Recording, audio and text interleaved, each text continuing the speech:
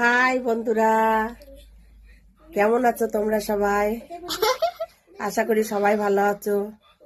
আমিও চাই তোমরা সবসময় ভালো থাকো, সুস্থ থাকো। তোমরা কি রান্না করলে? এই তো ঠান্ডা পড়ে গেছে।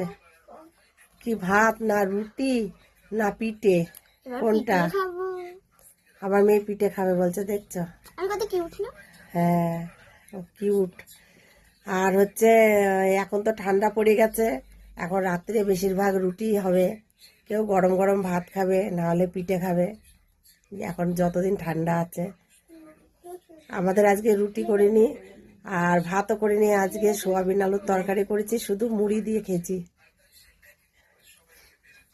যদি খেতে চাও চলে আসো এই বন্ধুর বাড়ি।